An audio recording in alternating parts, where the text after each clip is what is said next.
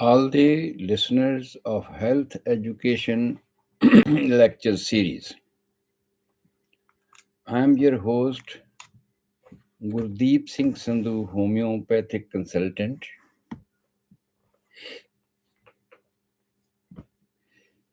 and you are listening me on YouTube, Facebook, and Sabrang radio station. Very shortly, Radio Parvaz will join us, and as you know, every day we are delivering a lecture on Health Education Lecture Series and describing how this life was created and how this life was developed. And step by step, I have given you a detailed study about this journey. And second thing, we always declared that 1 hour lecture on one day it will be in Punjabi, the other day it will be in Hindi, and the third day it will be in English. So, for this survey, whatever we have done till now regarding this life, we are giving a synopsis of all the lectures today. And after that, from tomorrow onward, because all the three languages has been covered, and today is the turn of English lecture, to give you a survey of all the lectures what we have delivered in many months previously when the life was started. So now,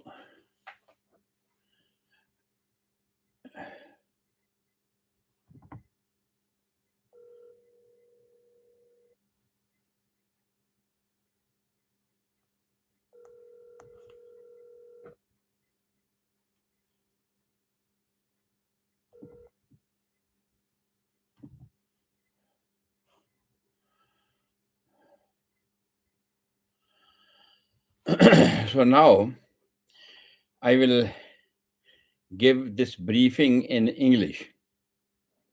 And in this English media, I would like to remind you that in my previous lectures, we have discussed how this life was started. And when we started this discussion, even before the conjugation, even before the union of sperm and ovum, I started this study from the very beginning of two poles. One was the male and the other was the female, because these are the two sources for a regeneration of the life. And these two sources were coming from different sources, from different persons. And what they give for the production of new life, this is what I have given you the details about. In case of a male, sperms are produced, where the sperms are produced. I give you the detailed study of male genital organs and male genital organs where the sperms are produced, and after that, how they develop, how they come out of the testis, what are the parts from which they passes, and ultimately they reaches to the prostate and then ejaculated through the urethra. And I told you about that one, that millions and millions of sperms are ejaculated at one ejaculation. And then after that, after that, they travel into the female vaginal area where most of them died. And most of them died because of the different media. When the sperms are produced in the testis, they survive into the alkaline media. And ultimately, when they are ejaculated, they are facing the acidic media in the female vaginal area, and most of them were died. And ultimately, not only one, that acid media kills the sperms, most of them they are killed because at one ejaculation, I told you that 120 to 150 million sperms are produced.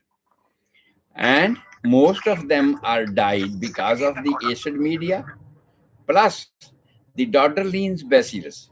These are the permanent resident inside the female vagina to keep it clean so that there should not be any hygienic problems. So these Dodderlines bacillus are in a limited quantity and they clean it up. Just like I gave you the example when I was giving these lectures, I give you the example. The in all the ponds, sarovars, you see the fishes.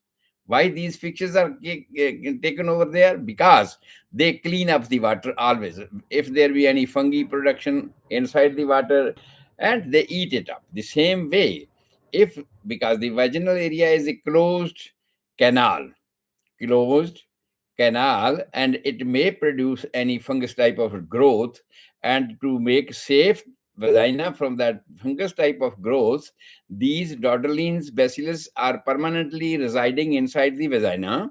And but because they survive in the acidic media, whereas the sperms are having their life in the alkaline media, so most of them automatically died when they enter into the vaginal area because of the acid media. Plus, not only the acid media they died, they are killed by the Dodderlines bacillus because they are foreign body. They are foreign body entering into their areas. And ultimately, not only the Dodderlines bacillus, but there were WBCs because our fighting force of the body as a whole, wherever, anywhere inside the body, if anything like bacteria, like viruses, like any other thing, disease producing organisms enters into the body, these WBCs fight with that and kill them. That's why we are surviving. That's why we are surviving in life. Otherwise, there was no existence of the life.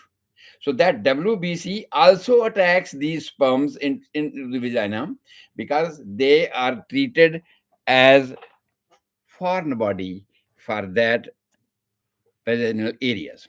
So ultimately, even after all these obstacles, one acidic media, two Dodderlines bacillus, three WBCs, all these hurdles are passed by these sperms, and some of them, it is approximately, I told you at that time that these are about 200 sperms enters into the uterus, and ultimately they travel throughout the uterus, and ultimately they reaches into the fallopian tubes and divided into half, because there are two fallopian tubes. And I describe you about this one, that every time, every menstrual cycle, one ovary produces the ovum, the other ovary sleeps and do not produce the ovum. Means ovums are produced alternatively by the ovaries, but the sperms are divided now, and the sperms are divided, and ultimately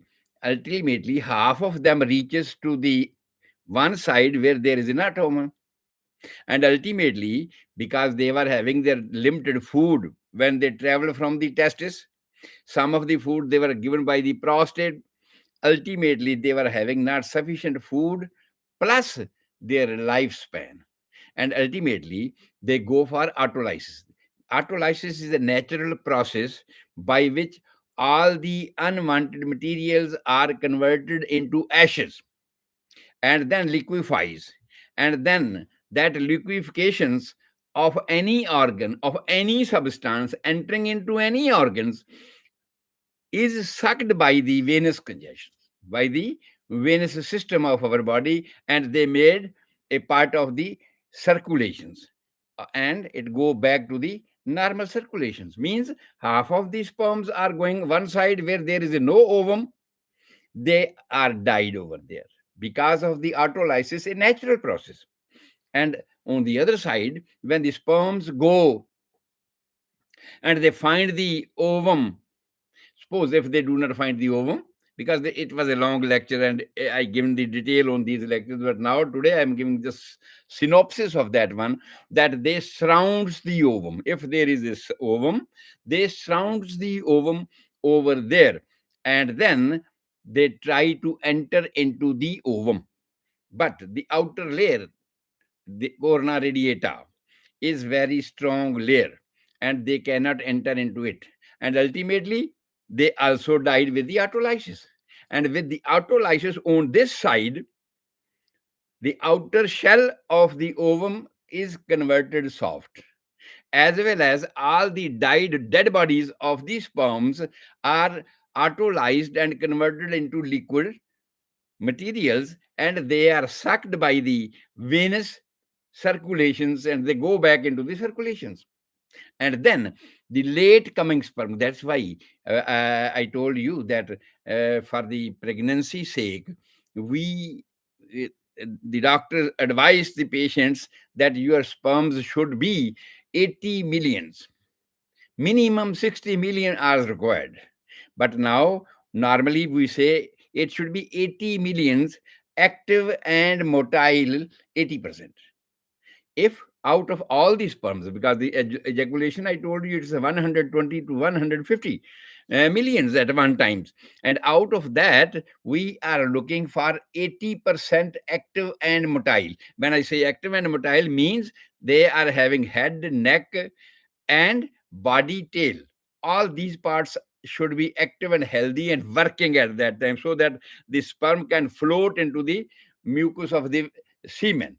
So ultimately, all of 80% should be active and motile. And the minimum quantity, because most of them are died in the vaginal areas, and most of them are half and died on the other side of the fallopian tubes. So we think it should be minimum 60 million sperms in one ejaculation, so that we can consider a person potent, that he is able to make new life. He is able to participate in the maintenance of the production of new lives.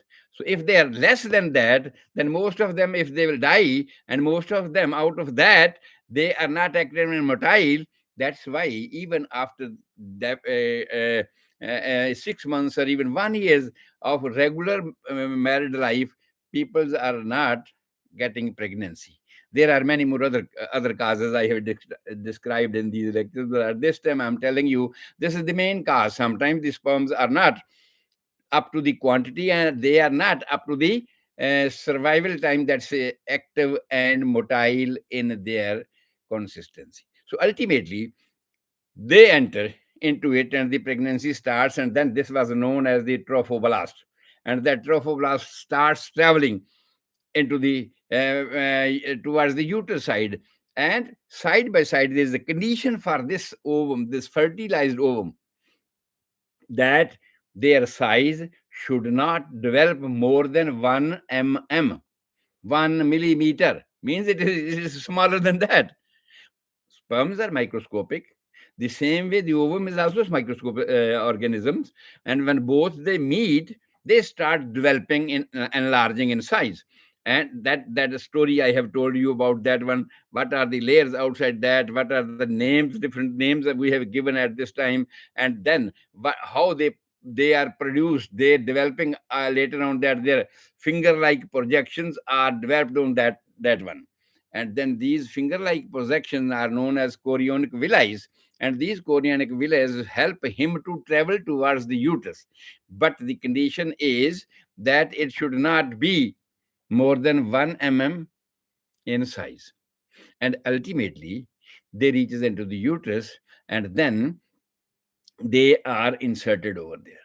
And when they are inserted over there, then the pregnancy starts. So I have given you the detail how they are inserted into the inner layer of the uterus.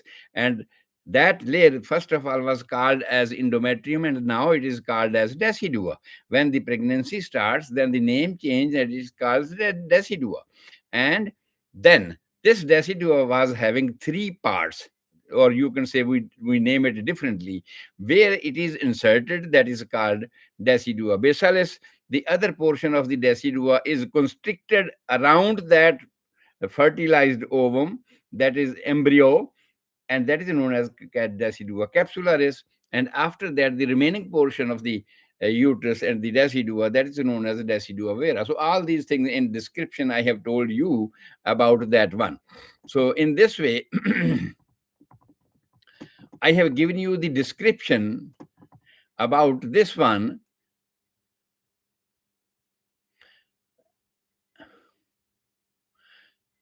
Perhaps your call was disconnected. Okay. Okay. So in this way, I have described you in these lectures that how this pregnancy starts and develops. Step by step, the development of the fetus and converting embryo and converting into fetus. I have given you all the details for every week development. And I told you about that one. When the pregnancy reaches up to the 15th week, then we are now able to detect the deficiencies in this new productions.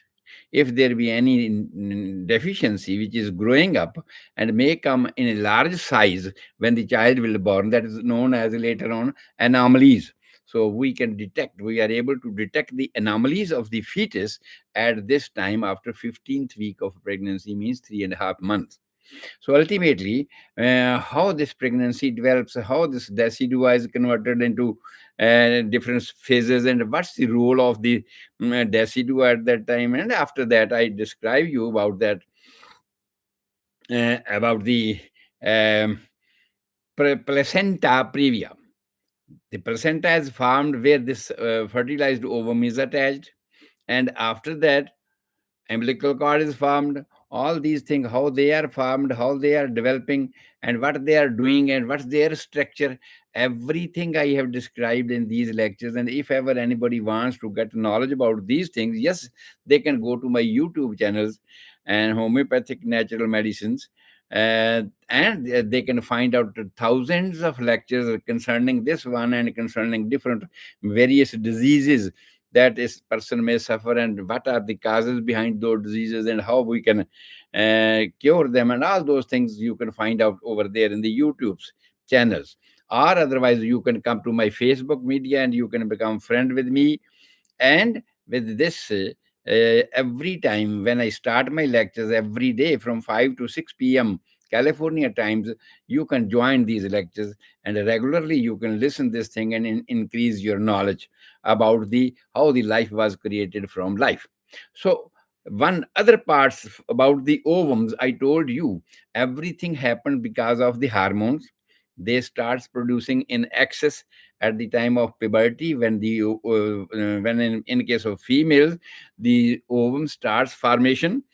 And these are the hormones of follicular stimulating hormone, LH hormone, estrogen hormone, and all these things are produced in a sequence within this menstrual period, menstrual cycle. And cycle is a round cycle, so we started from the menstruations.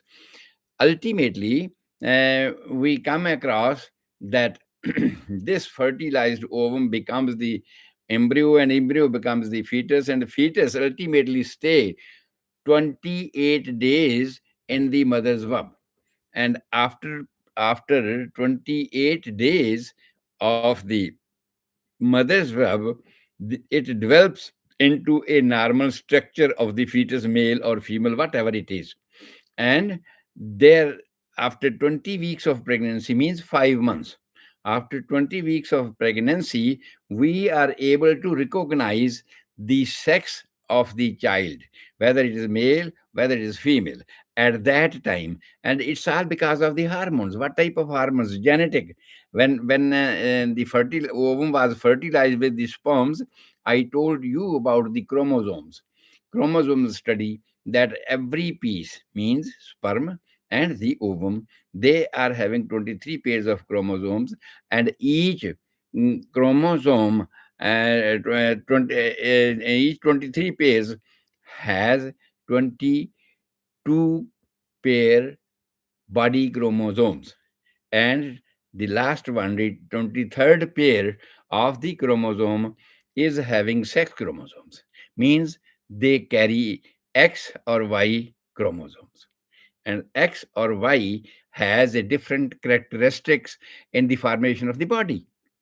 In case of female, these things are same, but they are having only X and X chromosomes, whereas the sperm head of the male of the sperm, it contains X and Y chromosomes.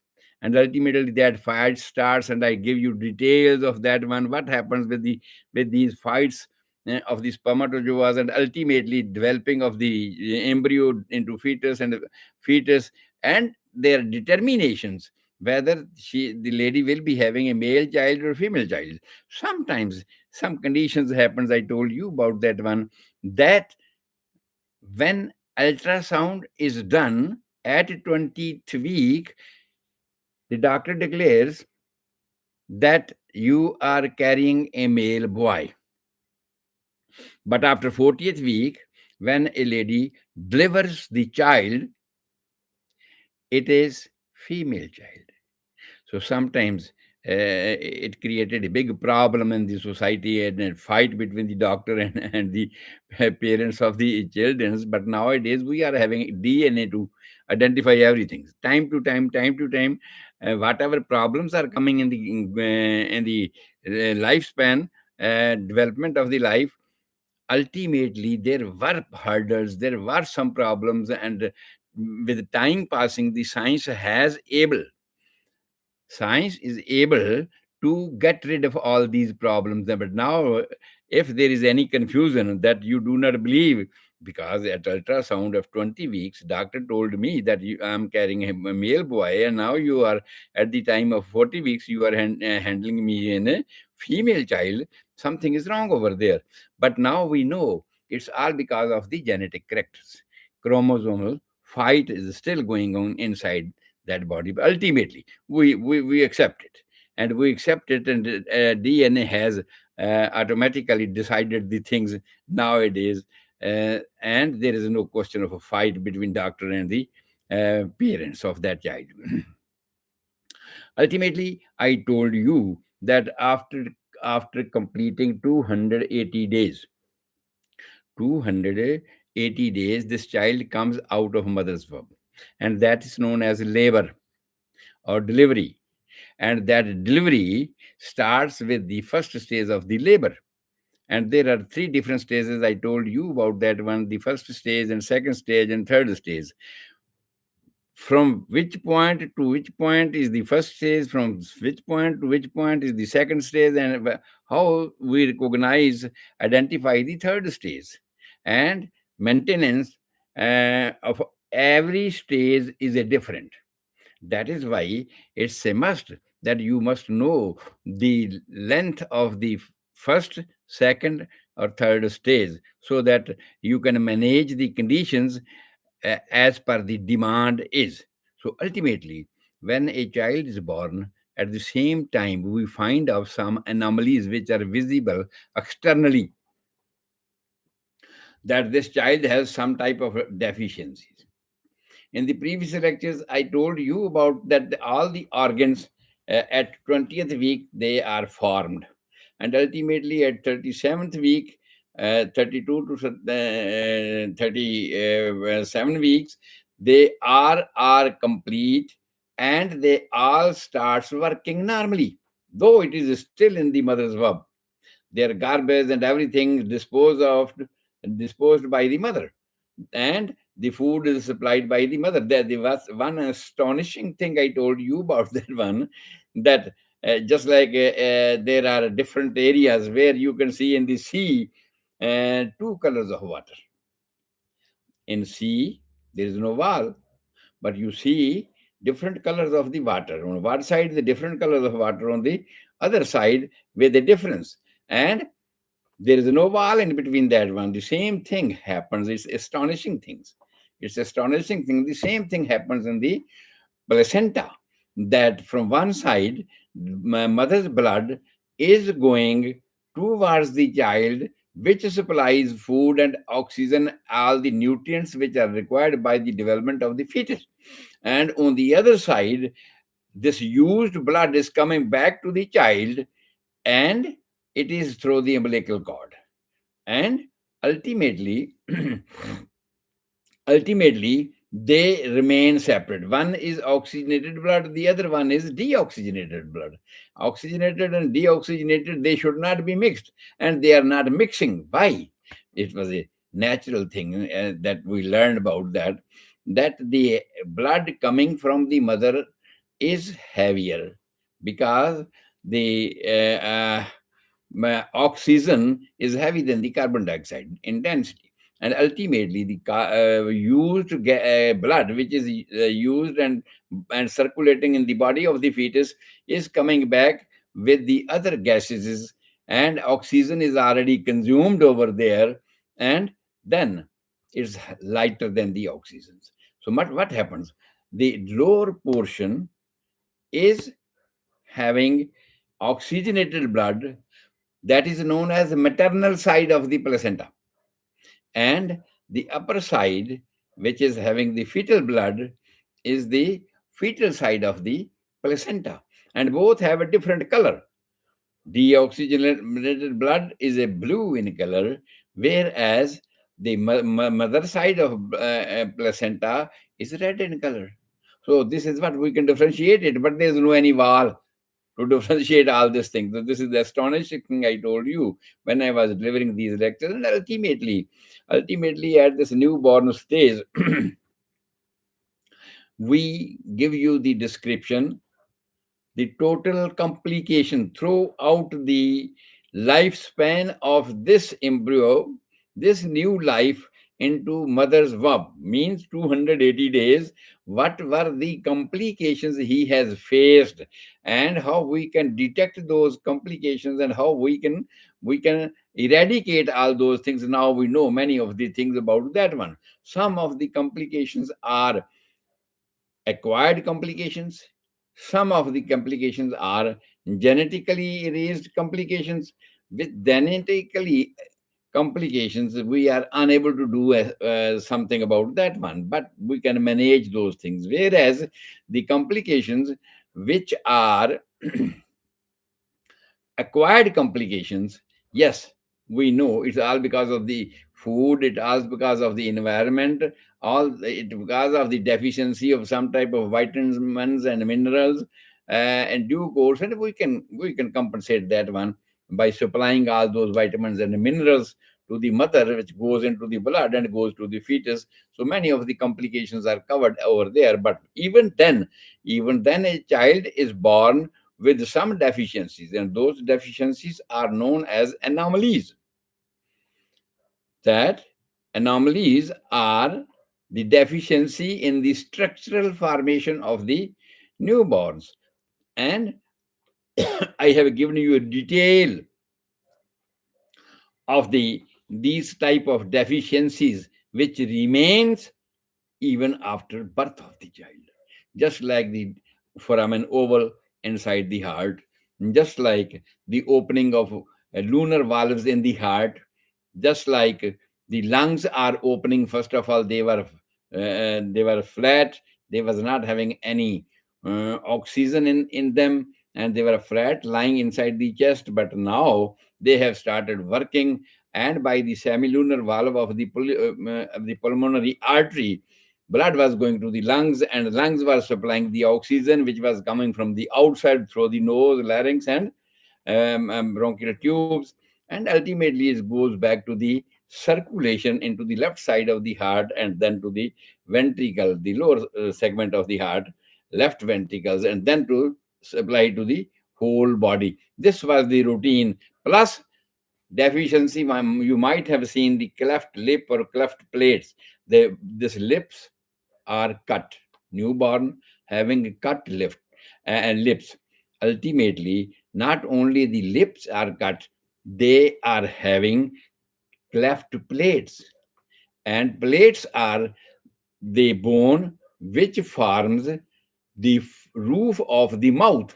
When you open the mouth, the upper area make the roof of the mouth, and that is made by two bones, palatine bones, and these bones develops from both sides. Ossified means from both sides, and ultimately they join each other in the center.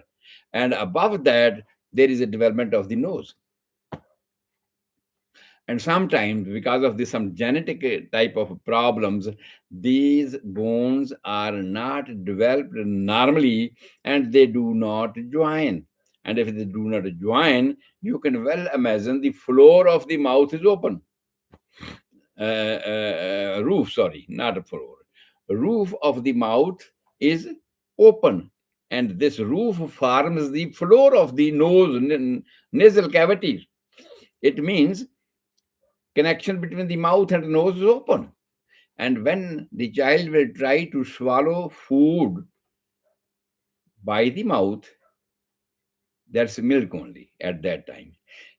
And then when he squeezes the mouth, ultimately the blood will go into the nose and it will block the nasal passages, and the child will not be able to breathe.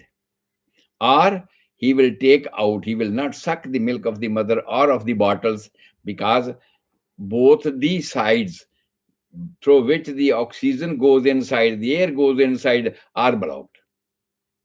One, when it is squeezed, blood or milk goes into the lung, into the nose, and also when it mouth is squeezed, breathing. He cannot breathe if the nose is. Sometimes you know that.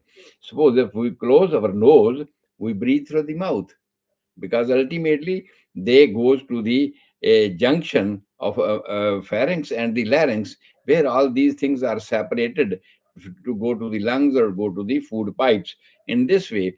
So they both the organs, nose and mouth, alternatively can help each other.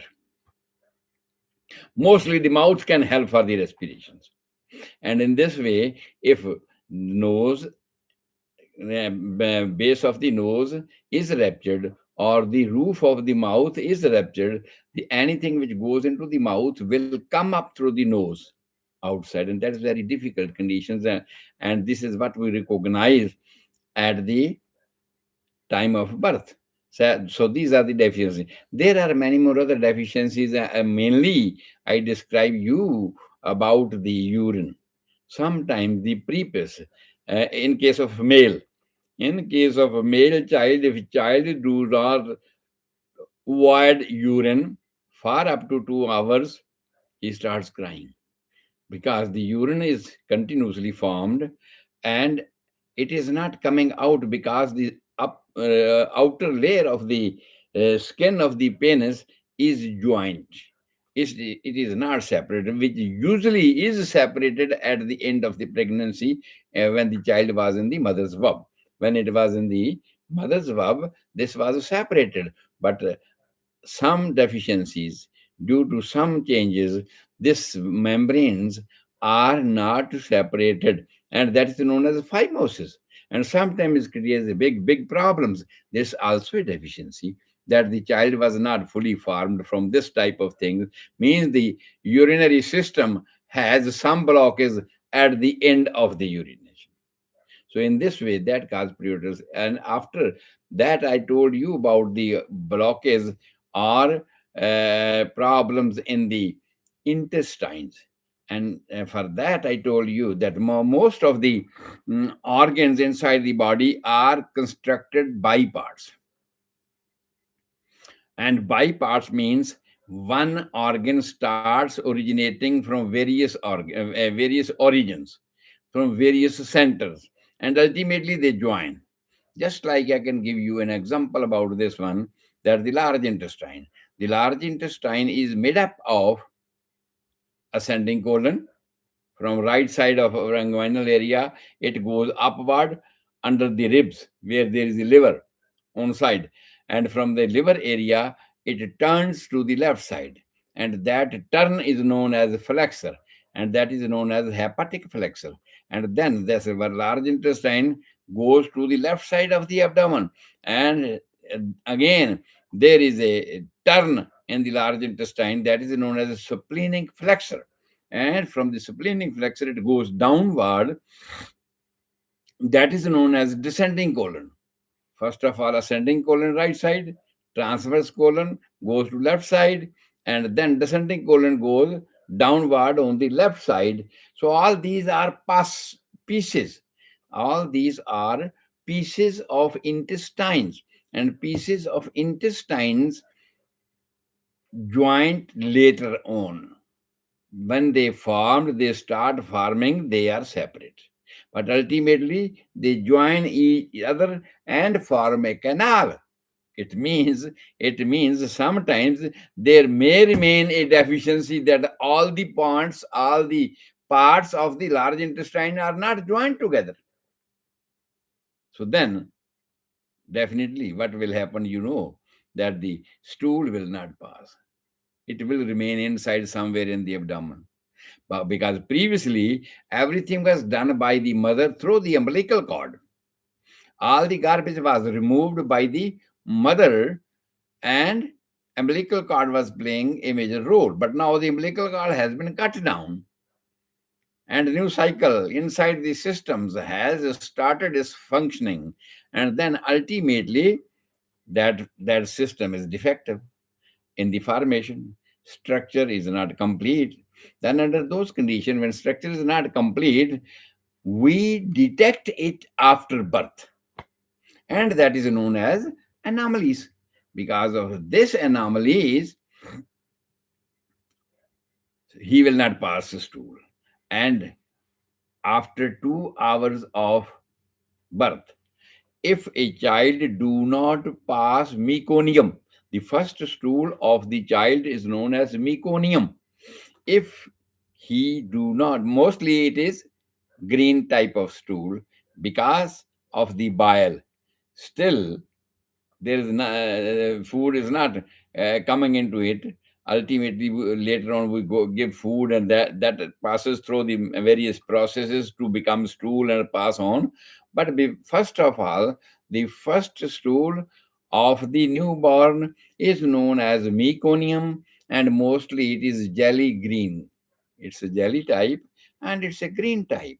So this is what I told you about this one, that this kind of deficiencies may remain after birth. Means up to 280 days, it is assumed that child will be complete in its structure, and there will not be any problem after that for the functioning of all these systems. Means all the nine systems are now capable of carrying on their own duty.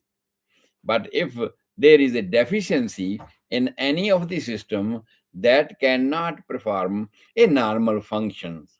In this way, these deficiencies are known as anomalies. And there are various other anomalies. I have given you the detail about this one. So after that, come to the newborn. When a child is newborn, this title remains with this newborn child up to 1 year. And in this one year, many new instances of development occurs, just like development of teeth, which starts at the fifth or sixth month. The first teeth starts erupting in the fifth or sixth months. And ultimately, many of the senses, hearing, vision, many of the senses starts developing at that time, and we check all those things that whether it is normal or not normal. So in this way, after birth, there are some other complications, just like the diseases. The disease complications are viral diseases, bacterial diseases. Previously, when there was invention of the vaccination was not there, we did not invent the vaccination at that time. At that time, many of the children after birth were dying. In the abdomen, my mother was taking care of everything, but when it comes out of mother's abdomen, and they were involved by the environmental incidences, bacteria, viruses of this environments. And first thing, when a child is born, we have a 480 millimeter environmental pressure of of mercury. That pressure is always on us in our environment, and we are surviving with that pressure. But whereas when the child was in the mother's womb, it was taken out from the child by the mother, by the abdominal walls of the mothers and amniotic sac and everything. Means they were protecting this pressure. The environmental pressure was not causing any problem in the fetus. But when he borns at the same time, he feels this pressure, and with that one, lungs are pressed, and all the mucus and everything which was filled up in the closed circuit of the lungs, they comes out. And when that comes out, then ultimately respiration starts by pressure of environment. 480 millimeter of mercury, air goes inside. And when the air goes inside, automatically the carbon dioxide, which was produced by the cells of the systems of the fetus, that comes out. Respiration starts. And the same thing happens into the heart.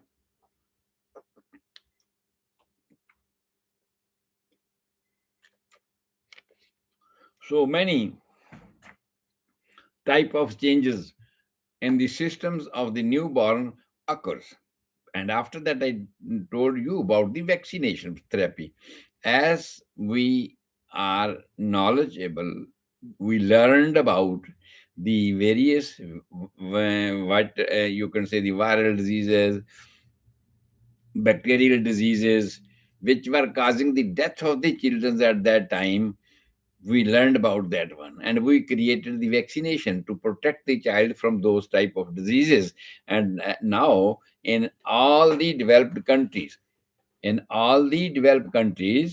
we are having a schedule, a routine of the vaccination, so that every child should survive, should be protected from these kind of conditions.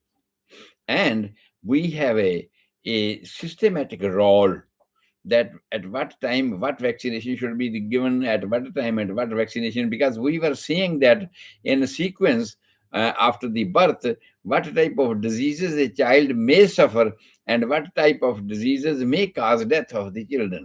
So then, the same way we advise the community, and we have started, medical science has started those vaccination for time to time, and ultimately up to the 14th years of the life, we give some booster doses of those vaccination. Means that after that, we assume that lifelong he will not be suffering from any problem of this kind or any type of this disease. So ultimately, we are free of doubts that within the newborn title, no child will die. All the child will survive because they are taking the vaccinations, protection against the viral diseases, protection against the bacterial diseases before they come. So ultimately, I told you about that one and maintenance of that one. So some of the things I also told you are physiologically structural abnormality, some physiologically, but ultimately they are recovered, just like the ovum or foramen oval. And some of the problems, just like the lunar valves inside the heart, from right ventricle to which is going the and to the pulmonary artery going to the lungs, and then coming back from that one, and ultimately the lunar valve is also inserted into the between the aorta and the left ventricles. So they were all closed at that time, but now they are open. And foramen oval, which was supporting the fetus in the mother's womb, is now closing. And if it's closing, it takes time. It's not that immediately it will close up. It takes time.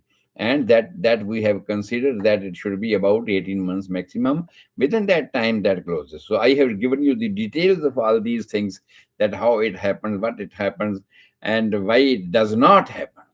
Sometimes it is not clear. So what happens then? So all these things, time to time, I give you. The ultimately after the birth, the second phase I told you starts with the toddler's age. The toddler's age is from 2 years onward up to sixth year, means 5 years. Approximately 5 years period is considered as the toddler's age. After 1 year, 1 year is complete. From the next year, toddler age is start. And most of the diseases of mm, uh, the first phase, that is the newborn, remain continued. Just like the vaccination, we continue the vaccination throughout the 14 years. Up to the 14 years, their sequences continue. It means during toddler's age, we give those vaccinations. And because we are still doubtful that the child may not suffer from those diseases and they should not kill the disease, and ultimately it happens. After that, the changes inside this body. After 1 years of age, still the teeth are not complete. Milk teeth, these are known as milk teeth. These are not yet completed, so they start erupting one after the other until they are completed 20 in number. Upper jaw and lower jaw, they have 10 and 10 teeth in the children which grow within that periods. Then the maximum period for the development of these teeth is 2 years, 24 months of life. Within 24 months of life, all the 20 teeth should be completed in a newborn or in a toddler's age. And same times, all the senses start developing. And the child at that time has is developing physically and mentally. He learns many things, he understands many things, and he adopts many things during this periods. Up to fifth years of age or 6 years of age, he starts going to school and learns many things out of the home as well. And all these things happens in the life of the children's. And step by step, at every year, he has a different type of changes. In case of girls, there are different type of changes. In case of male, different type of changes. But up to a toddler's age, sometimes it's very difficult. If a male child has a female clothing, even then we are unable to recognize from outside visit that it's a male or a female. The same thing for the girls. Up to the toddler age, outwardly, if all the organs are covered, we cannot identify the actual sex of the person. But if all these things are over, up to the toddler's age, some of the changes start developing. And after the toddler's age, a new era of the life starts, that is known as adolescence age. That starts after 6 or 7 years of age up to the 12 to 14 years of age. That is known as adolescence age. And these adolescence age I consider as no man's land. No man's land means now the parents think that my child is competent to do all these necessary things what he needs to do. And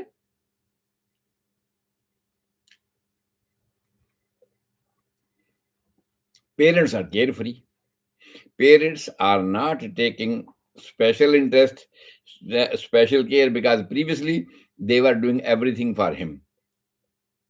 Even he was not able to express his demands. So mother knows at what time I have to give food to my child, what time he should go to sleep. Everything mother was doing. But now mother becomes carefree, that now my child is able to do himself. He can wear his uniform, he can wear his shoe, or he can tell his demand, whatever. So ultimately, she's carefree, and school. He goes to school, and ultimately, there is a new society he's entering in, and that's new society. At that time, sometimes may give him some learning of some other type of incidences or all those things which are not acceptable. They learn many customs, different customs, because different peoples are going to school from the different cultures, from different countries, and they have their own cultural behavior, cultural customs. But sometimes all the cultures are not accepting other cultures or the conditions of the other cultures. But here in the society, if the parents are carefree that my child is sufficient, intelligent, and he can do whatever is required, and then child is free and he can take up the advices of the society, and sometimes it is not acceptable by us, it is not acceptable in our society, and that creates a problem sometimes. And this is what going on nowadays in the society, with between the parents and their kids, because they could not adjust each other, because they have learned many things from the society, and at that time parents were not there to advise him or her that, yeah, these things are not acceptable and you are not supposed to do all these things. But now he has already adopted, because you are not aware of those things, and you are not taking playing your part as a parents with the children's life. So then it goes a wrong way sometimes, and then it's very difficult for us to maintain our society in at our home. It becomes difficult because the children are learning some of the things which were not acceptable by other societies, though those things are acceptable by the other societies. This is what I told you about that one. And the second thing, at this toddler's age, I told you,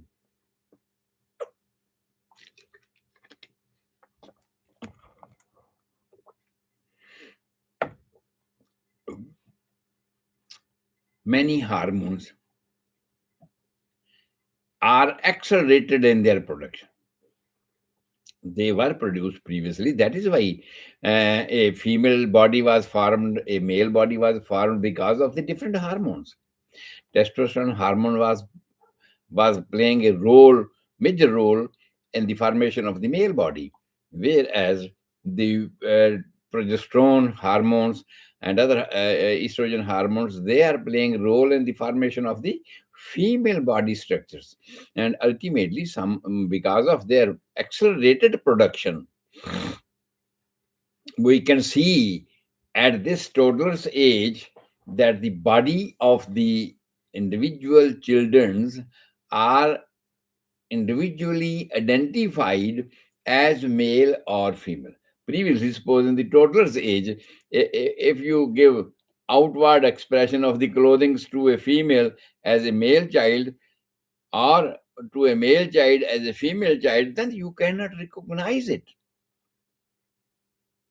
And we are misguided, misled. But now the adolescence age is the age where these type of clothings will not be able to make you fool, because many of the things in the face, just like I told you, in the females there is a more fat deposition in the shoulders, in the hips, in the breast, and various other places, whereas in the case of the children's, the body is more muscular than these type of fatty bodies. So fatty body becomes in the females, and masculine body becomes in the males, and these are visible signs when a child enter into adolescence age. And in this way we may not be misled from the outwardly clothings, or whatever they wear, from not for this one. And also the different hormones starts their activity. Previously there were hormones, but now they are accelerated, and in those conditions the body development has different other signs which differentiate male child from the female child. Just like menstruation of a female that start at the age of 10 to 11, in normally, but sometimes depending on the environment, on food and all that, it may be little early than normal, or it may be little late than normal. But these features are a positive sign that this is a female, this is a male, and male child has a growing of the mustaches and beards, hairs on the face, all these things we could say, and also the production of a semen, and production of semen as well as it has spermatozoa in it. So all these things, we see changes because of the hormones, and we detect all these things at the age of adolescence. When a child is at adolescence age, these type of changes are, we can recognize that. In other words, we can say that all these changes are the certification by nature that these bodies are certified to do their original function. And what's the original function of a male or female? To reproduce life, to create life from life. All other businesses, whatever we are doing, these are the allied functioning of our body, the allied associated businesses of our life. But actually, the main purpose of the life is to create life from life. So this is the main purpose. And all other things, for food, for shelter, for clothing, and everything, for these demands, we are working in different. Some is a doctor, some other one is a lawyer, some other one is a mechanic, and this and that. They are doing all these things just to maintain life from life. And all these things continuously may start developing. But one more astonishing thing I told you here at the adolescence age, that again, because of that genetic character, which was previously causing a problem, sadness, or happiness in your life, that the child told, but the doctor told you at ultrasound that, oh, you are having a male boy. But ultimately, when it born, is what a different character. Now, the same thing, it goes to the adolescence age, and at that time, the children are again changing their sex. And now you see your children, your female child or male child, it is developing in front of your eyes, and ultimately its condition happens. You might have seen many incidences like this one, that a girl was converted into male child, or a male child was converted into a female child. It happens, and that's the also because of the genetic character, because of the genes they were having inside it. And I told you, female production has three chances, whereas the male production has only one chance, because uh, ovum has X and X chromosomes, and sperm has X and Y chromosomes. X is denoting the female. X is empowered to create females, whereas the Y is empowered to make male children.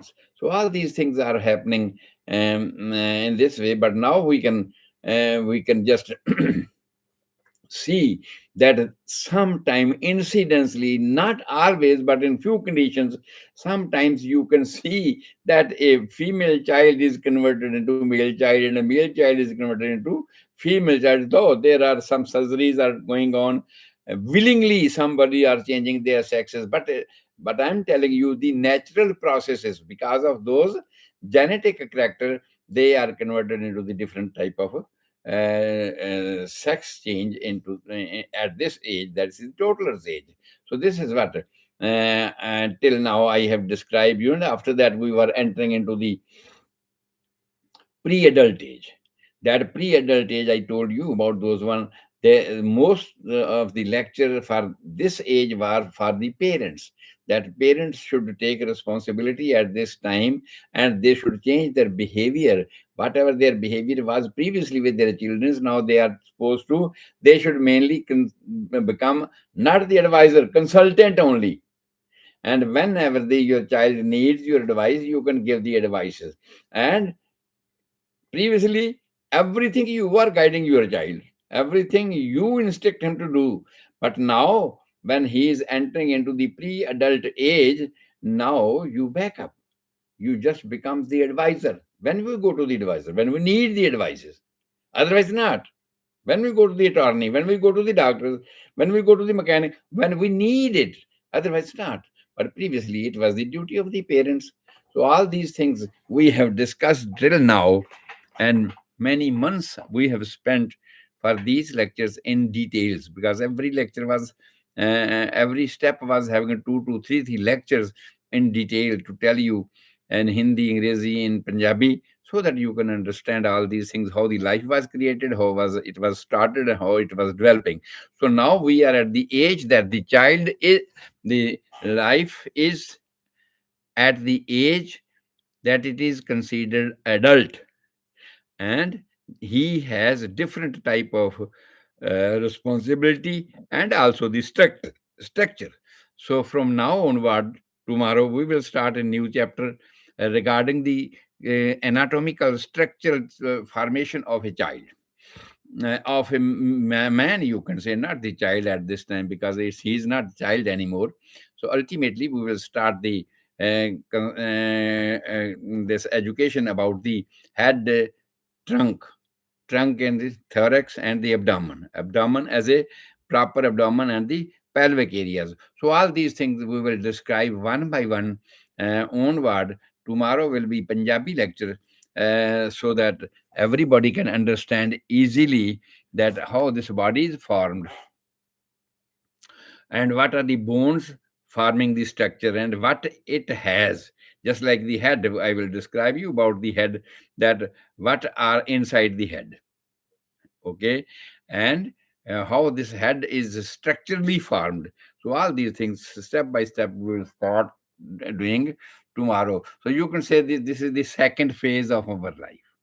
We'll start tomorrow. uh, I'm your host, Gurdeep Singh Sandhu, homeopathic consultant, and my address is 9701 Sarah and Court, Dublin, California 94568. Phone number 408-687-1899. Anytime, if you want to consult me for any disease and you are desperate from any treatments, please call me at 408-687-1899. If you want to take homeopathic medicines as well, you can call me at same phone number 408-687-1899. Even if you do not want to be treated by homeopathic system, but you want to take a second opinion about your disease, yes, definitely you can call me about that one.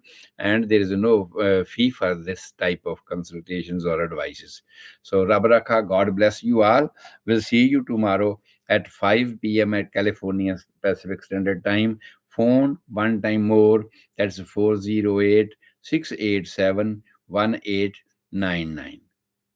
Thank you all.